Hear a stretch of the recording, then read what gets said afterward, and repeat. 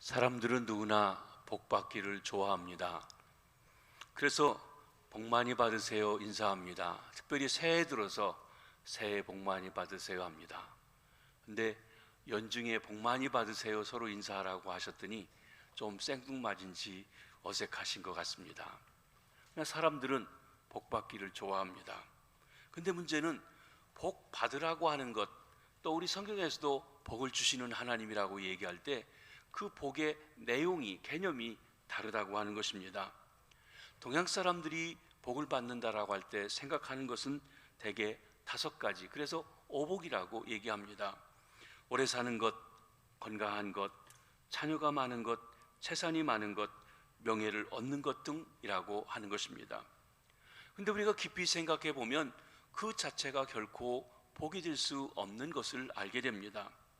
오래 사는 것이 꼭 복은 아닙니다. 요즘 우리 80, 90, 100세도 사시는데 건강하게 오래 사시고 보람있게 오래 사시는 것은 복된 일입니다. 그런데 몸이 아파서 아무런 어떤 역할을 하지 않고 생명만 연장하고 있다면 결코 오래 사는 것이 복이 아니라는 걸 압니다. 건강하다고 하는 것은 아주 귀중합니다. 우리가 살 때 건강하게 살아야 하고 건강을 지키기 위해서 힘을 기울여야 합니다. 그런데 건강하고 기운이 넘치는 힘으로 나쁜 일을 하고 죄 짓는 일을 하고 건강하기 때문에 남을 해치는 일을 한다고 하면 병들어 있어도 의미 있고 귀한 삶을 살아가는 것만 못하다고 할 것입니다. 자녀가 많으면 든든하고 힘이 되고 도움이 됩니다. 경조사를 당할 때 보면 자녀들이 많은 사람들은 웅성거리고 또 많이 이렇게 사람들이 모이는 것을 볼 때 참 좋다 하는 마음을 갖게 됩니다. 그런데 자녀들이 말썽을 부리거나 서로 불화하거나 다투면 무거운 짐이 되고 고생이 되고 욕이 되는 경우도 있습니다. 그래서 우리말에도 무자식이 상팔자라고 하는 말이 있는데, 이것은 차라리 어떤 경우는 자녀가 없는 것이 더 속편하다고 하는 뜻에서 나와진 말이라고 할 것입니다. 현대 사회에는 돈이 힘입니다. 그래서 돈이 있어야 행세도 하고 편안히 삽니다. 우리가 힘써 부지런히 열심을 다해 땀 흘려가며 돈을 벌려고 합니다. 그런데 돈이 행복을 가져다 주는 것만은 아닙니다. 돈으로 집을 사고 침대를 사지만 단잠을 잘 수는 없습니다. 돈으로 맛있는 음식은 살 수 있지만 식욕을 주는 것은 결코 아닙니다. 즉 돈으로 할 수 없는 부분들이 있다고 하는 것입니다. 또 돈이 많은 순서가 행복의 순서는 결코 아닌 것입니다. 권세와 지위도 그렇습니다. 자신의 역량과 힘에 맞지 않는 자리에 있으면 오히려 욕이 되고 불행이 되고 화가 되는 경우들도 있는 것입니다. 그러기에 행복은 내가 무엇을 가졌느냐, 내가 무엇을 얻었느냐 하는 것이 아닙니다. 없어도 행복하게 살 수 있고 있어도 불안하게 사는 사람들이 우리 주변에 많이 있는 것입니다. 오히려 어떤 자세를 가지고 누리고 있느냐에 행복이 달려있다고 하는 것입니다. 우리 주님 예수님께서 제자들을 데리고 산에 올라가 말씀을 하셨습니다. 그래서 그때 하신 말씀을 전체를 산상수훈이라고 부르는데, 산상수훈의 처음에 예수님께서는 복 있는 자에 대해서 8가지 말씀을 주신 것입니다.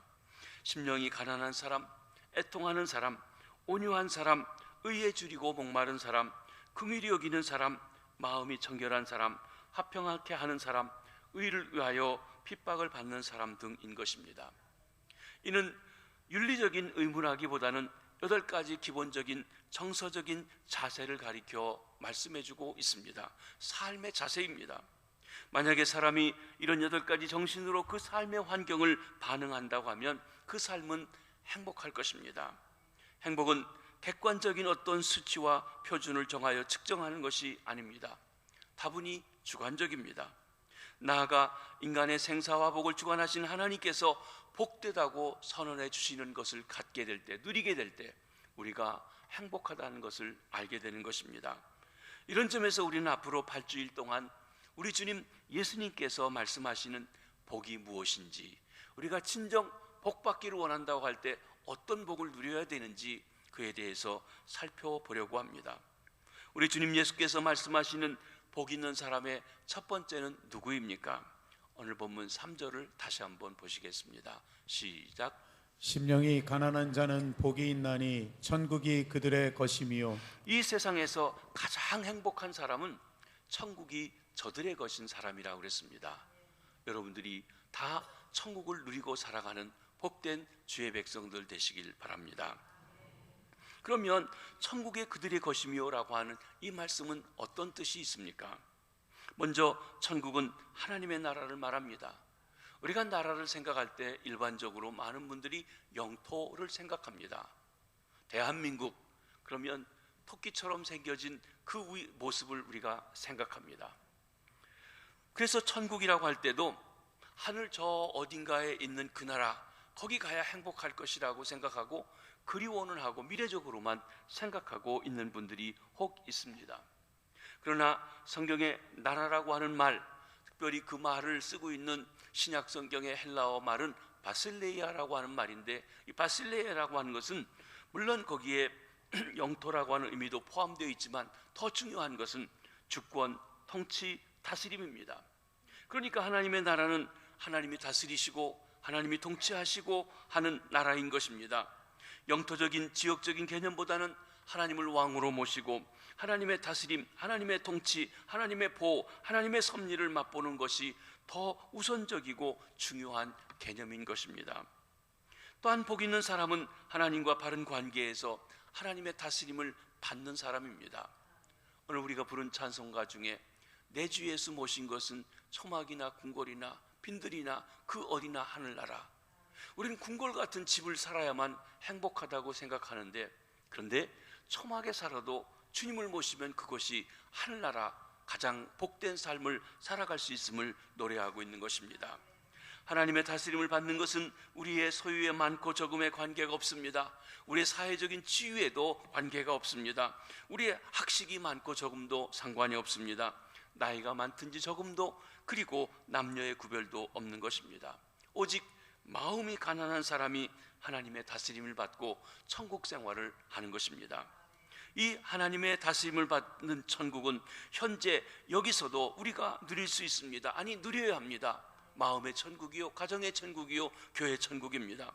그러나 하나님의 나라는 이 땅에서 시작은 되었지만 아직 완성되지 않았습니다.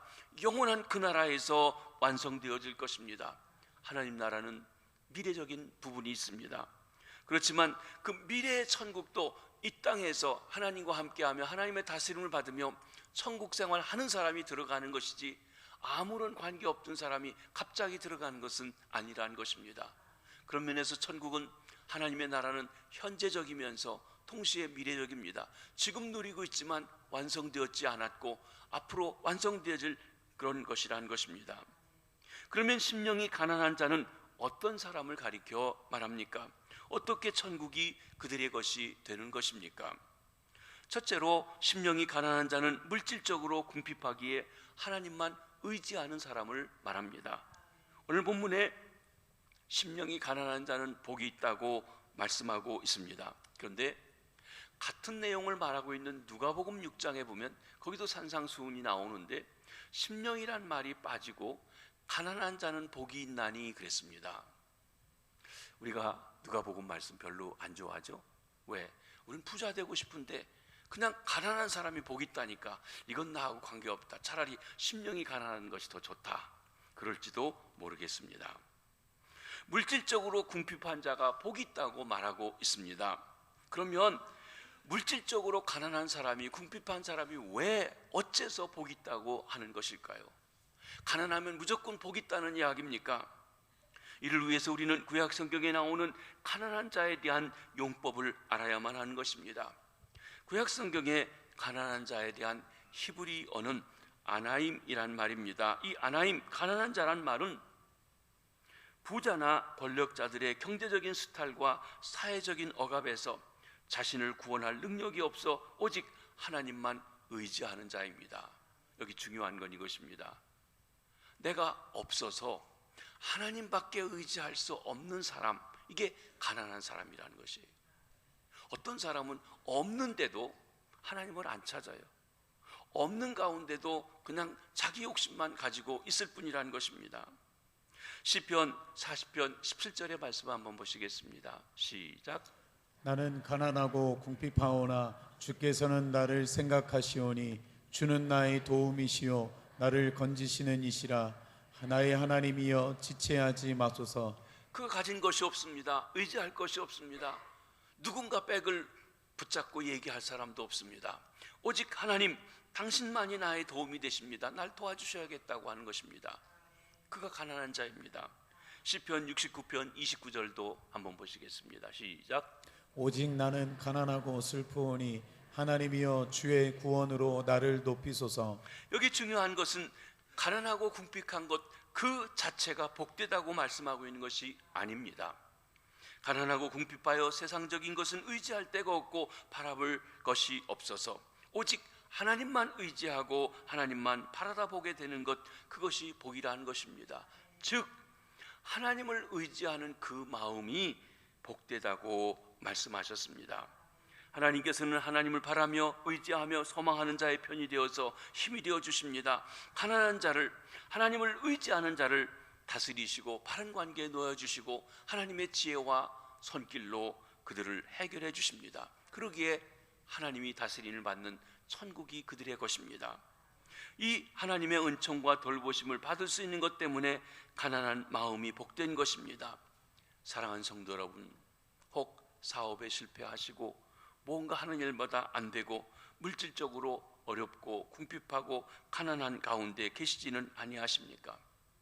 누구 탓, 환경 탓 하시지 마시고 이 기회가 하나님을 의지하고 하나님을 붙잡고 하나님께 나오는 기회임을 깨닫게 되시길 바랍니다. 바로 그 궁핍하고 가난이 하나님의 다스림을 받아 은총을 입어 하나님과의 바른 관계 속에 천국 생활하게 하시는 기회라는 것입니다. 전화위복이 되어서 가장 복 있는 사람이 될 수 있는 기회가 주신 것입니다. 둘째로 심령이 가난한 자는 빈 마음으로 하나님을 의지하는 자입니다. 그러기에 심령이 가난한 자는 빈 마음으로 물질이나 명예에 집착하지 않고 욕심을 갖지 않는 자입니다. 우리가 살아가면서 무엇인가 내 마음이 끌리고 그것에 집착하고 그것에 욕심을 갖게 될 때 하나님을 잘 바라보지 않습니다. 거기에 초점을 두고 있다 보니 말입니다. 하나님의 지배와 통치를 받지 못합니다. 오히려 무언가 집착하고 욕심을 갖는 그것에 노예가 되어버립니다. 그때 내 마음은 내가 집착하고 욕심을 갖는 그것에 지배를 받게 됩니다. 욕심이 죄를 가져옵니다. 죄가 자라서 사망을 낳는 것입니다. 그렇게 빈 마음으로 하나님을 의지한다는 것은 세상 것에 집착하지 않고 욕심 부리지 않고 하나님만을 소망하는 것입니다. 비록 가진 게 없고 내놓을 게 없어도 하나님을 의지하며 하나님을 자랑하며 하나님을 사랑하는 자가 심령이 가난한 자입니다. 또 세상적으로 볼 때 많이 가졌고 높은 지위에 있고 또 내놓을 것이 많아도 그것 의지하고 자랑하고 뽐내지 아니하고 그 모든 것을 허락하신 하나님을 의지하고 하나님을 자랑하고 하나님을 사랑하는 자, 그 역시 심령이 가난한 자입니다. 천국이 저들의 것입니다. 그런 이들에게 하나님이 함께 하시고 좌정하시고 다스리심으로 천국 생활하게 해주시는 것입니다. 심령이 가난한 자는 빈 마음으로 하나님을 의지하기에 자신의 이득을 위해서 악을 행하거나 불법을 행하지 않는 사람입니다. 우리 인간에게 무서운 것은 사람이 무엇에 집착하고 욕심을 내게 되면 눈이 가리워집니다. 그래서 악을 도모하고 불의를 행하면서도 마음이 둔해져서 자기가 무슨 잘못을 하고 있는지 무슨 나쁜 계획을 하고 있는지 깨닫지 못해요. 다 정당한 이유가 있다고 생각한다는 것입니다. 눈이 어두워집니다. 귀도 막힙니다. 양심도 마비되어져 버리는 것입니다. 그러나 우리가 빈 마음으로 하나님을 의지할 때 자기에게 이득이 된다고 해서 악을 행하거나 남을 해치거나 불법을 행할 수 없는 것입니다. 그러므로 심령이 가난하다는 것은 물질적으로 궁핍하고 세상의 지위나 권세가 없는 사람만 가리키는 것은 결코 아닙니다. 오히려 자기의 소유, 자기의 지위를 의지하기보다는 하나님을 더 의지하는 사람입니다. 먼저 그 나라와 그 일을 구하는 사람이라는 것입니다. 마태복음 19장에 보면 한 부자 청년이 예수님을 찾아왔습니다. 그는 당당하게 와서 예수님에게 묻습니다. 선생님이여, 내가 무슨 선한 일을 하여야 영생을 얻으리이까? 그는 뭔가 내가 착한 일을 해야 영생을 얻을 수 있다고 전제하고 물어보는 것입니다. 예수님께서 말씀하십니다. 내가 생명에 들어가려면, 하나님과 생명의 관계를 가지려면 하나님이 우리에게 주신 계명을 잘 지키라 하고 이야기했습니다. 그는 그 계명이 무엇이냐고 물어봅니다. 예수님께서는 살인하지 말라, 간음하지 말라 하는 거 하면서 10계명에 있는 말씀을 그에게 말씀해 주셨습니다. 그랬더니 이 청년이 당당하게 대답합니다. 선생님, 그것이라면 내가 어렸을 때부터 다 지켰습니다. 그까짓 거 문제 없습니다. 아무것도 부족한 것이 없습니다. 그러는 것이에요.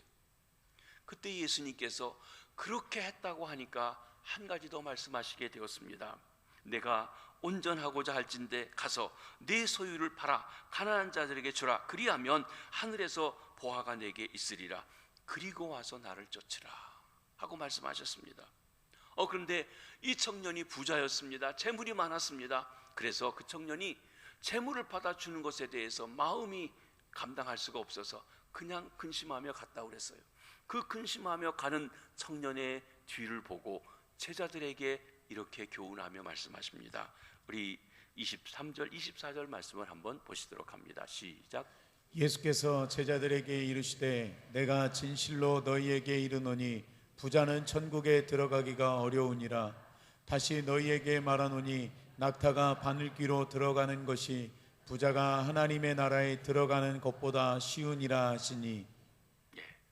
여기 부자는 돈이 많은 사람이 아니라 자기 가진 것과 하나님과의 관계에서 하나님보다 자기 가진 것을 더 소중하게 여기는 사람, 그 부자를 말합니다. 마음이 부자예요. 이 부자는 하나님 나라에 들어갈 가능성은 있습니다. 바늘구멍 같아요. 그런데 낙타가 바늘귀를 들어간다는 거예요. 여러분, 낙타가 바늘귀를 들어갈 수 있습니까?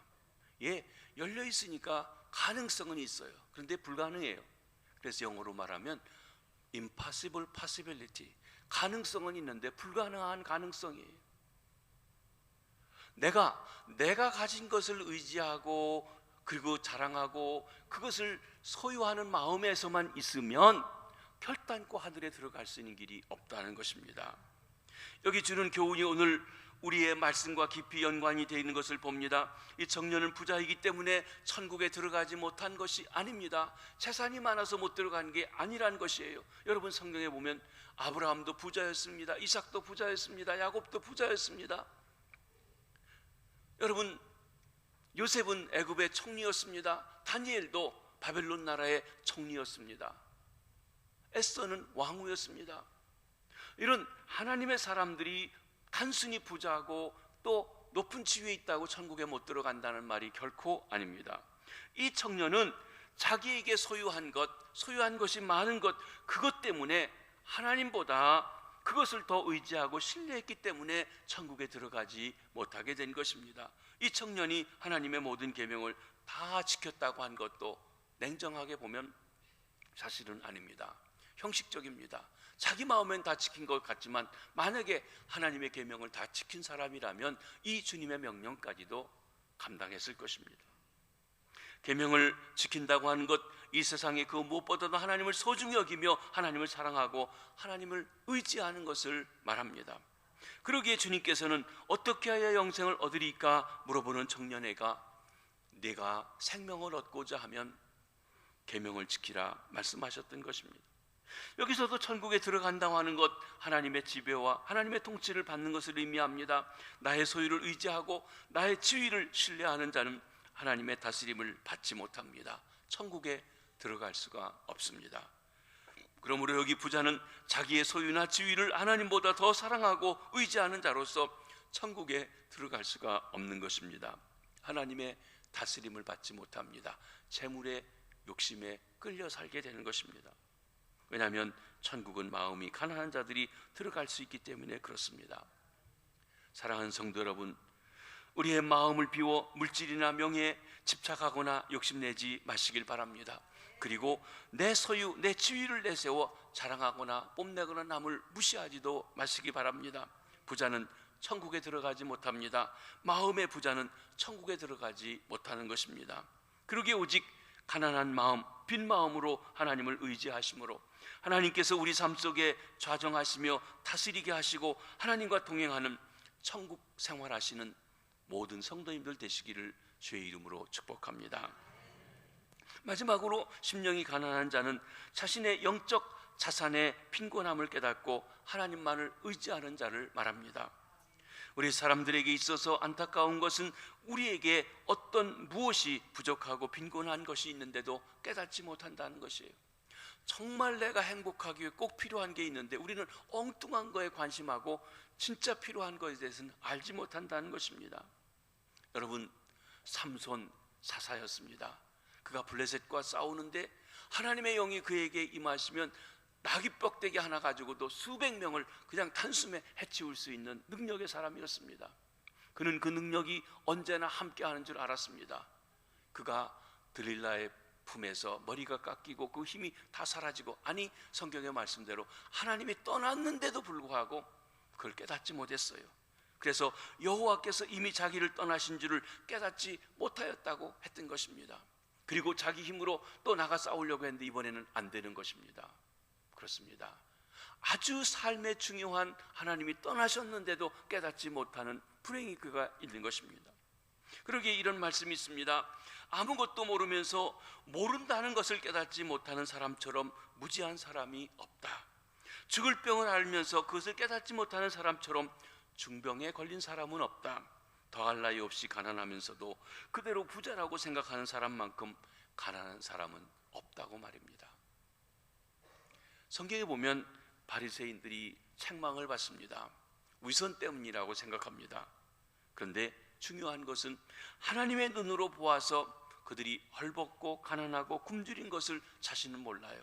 자신은 부유하다, 많이 알고 있다, 넉넉하다 생각하고 있다는 것입니다. 마치 계시록 3장 14절부터 22절에 보면 라오디게아 교회 성도들의 실상과 같은 모습을 보여줍니다. 어떻습니까?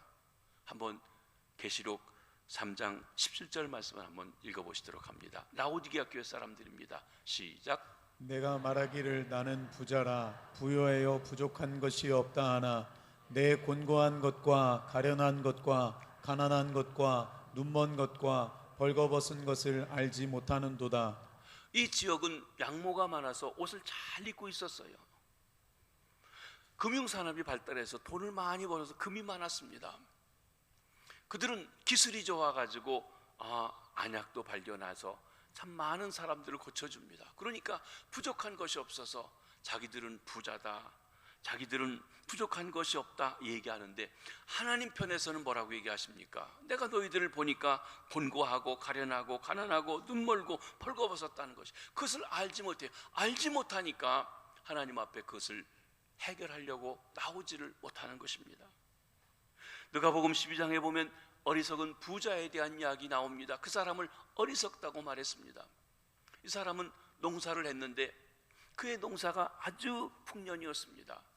그래서 많은 곡식을 걷어가지고 창고에 채워놓는데 창고에 다 차고도 모질라요. 그래서 창고를 더 짓고 거기다가 가득 채워놨습니다.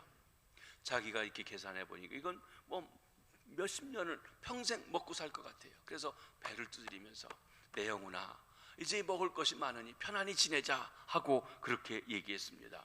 그런데 그에 대해서 우리 주님이 뭐라고 하십니까?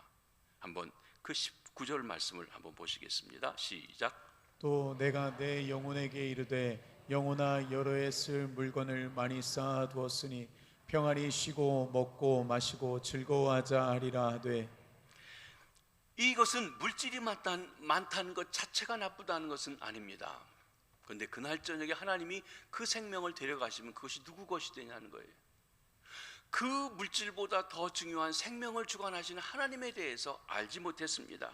그는 하나님보다 자기 재산을 더 의지했습니다. 그 재산이 행복을 주는 것이라 생각했습니다. 돈이면 뭐든지 할 수 있다고 생각했기 때문에 하나님께서 그를 보고 어리석은 자여 말합니다. 그리고 주께서 그 이야기 끝에 이렇게 경고하십니다. 자기를 위하여 재물을 쌓아두고 하나님에 대하여 부여하지 못한 자가 이와 같으니라.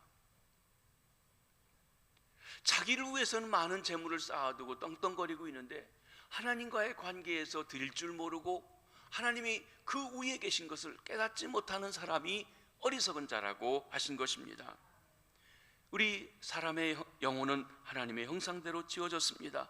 우리 몸의 각 지체가 자기대로의 욕망이 있는 것처럼 우리 영혼은 평안과 만족과 행복을 쉬지 않고 찾고 있습니다. 그런데 이상한 것은 사람들이 육체적인 욕망에 대해서는 아주 끈질기게 쉬지 않고 관심을 가지고 있지만 우리 영혼의 요구에 대해서는 그다지 관심을 갖고 있지 않다는 것입니다.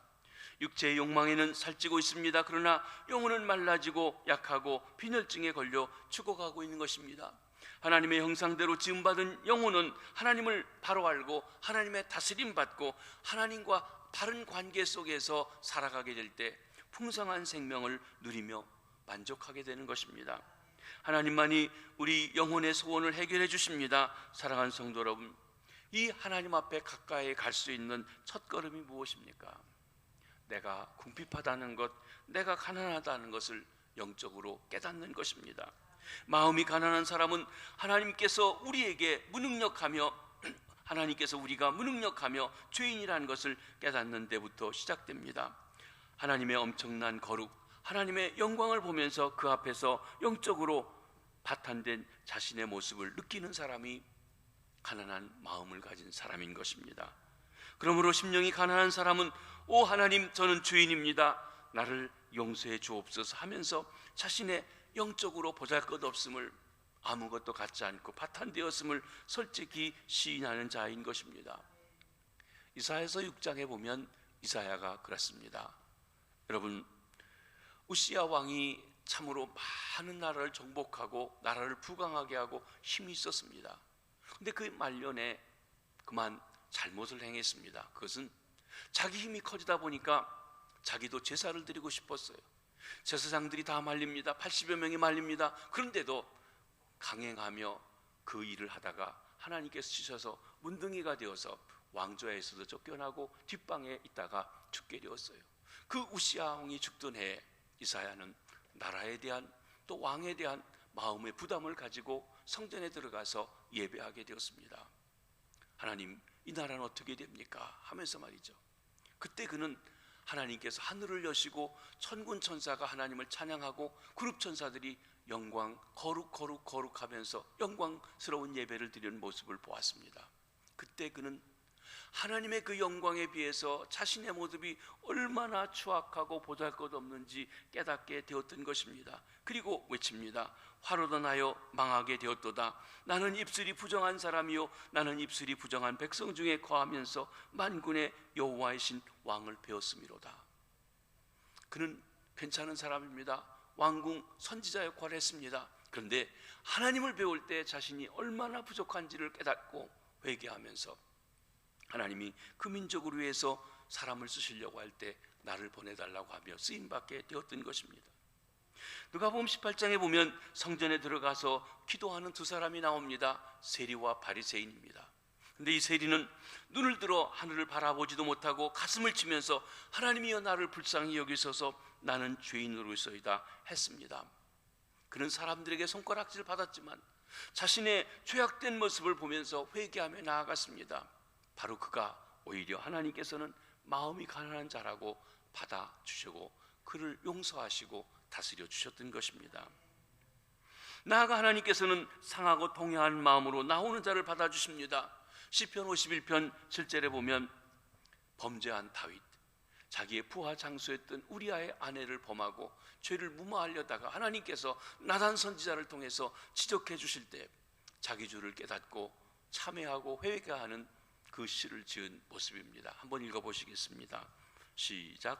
하나님께서 구하시는 제사는 상한 심령이라 하나님이여 상하고 통회하는 마음을 주께서 멸시하지 아니하시리이다. 우리는 종종 하나님께서 제사 드리면 피만 흘리면 된다고 생각합니다. 이 앞절에 보면 다윗이 고백합니다. 하나님이 짐승을 원한다면 내가 소를 수백 마리 수천 마리를 드릴 수 있다는 것이에요. 그러나 짐승만 드린다고 내 죄가 내 심령이 다 해결되지 않는 것입니다. 무엇을 하나님이 원하시느냐? 상한 마음이에요. 통회하는 마음이에요. 그 상하고 통회하는 마음으로 하나님께 나오는 자가 심령이 가난한 자입니다. 이들에겐 하나님의 용서가 있습니다. 친히 위로해 주십니다. 그리고 회복해 주시고 다스려 주십니다. 그러므로 천국을 주시는 것입니다. 하나님과 함께하는 삶을 주시는 것입니다. 그러기에 심령이 가난한 자는 항상 언제나 늘 하나님의 은총을 갈구하게 됩니다. 이 사람은 하나님의 은혜가 아니면 살 수 없다는 것을 깨닫습니다. 이 사람은 자신의 영적 자산이 너무 없어서 가난함을 압니다. 그러기에 하나님이 봐주시지 않으면 살아갈 수 없다는 것을 깨닫는 자입니다. 주님, 저는 어쩌면 좋습니까? 당신의 은혜가 아니면 살아갈 힘이 없습니다. 이렇게 하나님의 은총을 갈구하는 자가 심령이 가난한 자입니다. 이런 심령이 가난한 자에게 하나님이 함께 하시고 다스려 주십니다. 천국이 그들의 것입니다 하셨습니다. 말씀을 정리합니다. 가장 행복한 사람, 성경이 말하는, 우리 주님이 말하는 복 있는 사람은 천국이 저들의 것인 사람입니다. 이는 하나님과 바른 관계에서 하나님의 다스림, 하나님의 통치를 받는 사람입니다. 천국 생활은 심령이 가난한 사람이 누리는 축복인 것입니다. 사랑하는 성도 여러분, 여러분 중에 혹 물질적으로 가난하고 궁핍한 가운데 계신 분은 아니 계십니까? 가난하고 힘든데 하나님을 의지하십시오. 하나님을 의지하고 바라고 나가는, 그래서 심령이 가난한 사람이 되시기 바랍니다. 하나님이 여러분에게 천국을 주시고 그리고 하나님의 은총이 함께 하실 것입니다. 여러분 중에 혹 하나님께서 물질도 많이 주시고 지위도 주시고 많은 것을 주신 분들이 있으십니까? 그것들을 의지하지 말고 그것들을 선물로 주신 하나님을 더욱 의지하십시오. 그래서 물질은 부자이지만 마음은 가난해서 내 가진 것을 의지하기보다 하나님을 더욱더 의지하셔서 천국이 진정 여러분이 것이 되시고 하나님이 여러분을 통해서 놀라운 천국 확장에 쓰임받는 일꾼들이 되시길 바랍니다. 혹 여러분 중에 자신을 돌아볼 때 너무 부족하고 연약하고 사회적으로도 내가 지탄을 받을 만한 그런 죄인이십니까? 상하고 통회하는 마음으로 주님께 엎드리고 나오시기 바랍니다. 주님은 은총을 베풀어 주실 것입니다. 늘 하나님의 은총과 자비를 구하며 가난한 마음으로 살아가시기를 바랍니다. 천국이 여러분의 것이 될 것입니다. 심령이 가난한 자는 복이 있나니 천국이 그들의 것이며. 기도하겠습니다. 하나님 아버지, 저희들이 하나님을 알고 믿게 해주시니 감사합니다. 우리에게 복 주시기 원하시는 주님, 우리 주님께서 우리가 누려야 할 첫 번째 복이 천국을 얻는 것이고, 그러기 위해서 심령이 가난하지 않으면 얻을 수 없다고 말씀해 주셨습니다. 그것이 내가 이 세상의 그 무엇보다도 하나님을 의지하고 예수를 믿고 나가는 것임을 압니다. 주님, 우리는 하나님을 이용해서 부자도 되고 떵떵거리고 싶어하는 세속적인 마음을 가지고 있습니다. 그 모든 것 내려놓고 하나님과의 관계를 기뻐하며 하나님이 우리에게 주신 것은 복의 통로로 하나님 흘려보낼 수 있는 역사가 있게 도와주셔서 진정 하나님의 귀하고 복된 일꾼들 다 되게 도와주시옵소서. 어떤 어려운 일 당해도 우리 믿음이 약하지만 의지하는 주님을 더욱 의지하는 주의 백성들 되게 해주시옵소서. 예수님의 이름으로 기도합니다.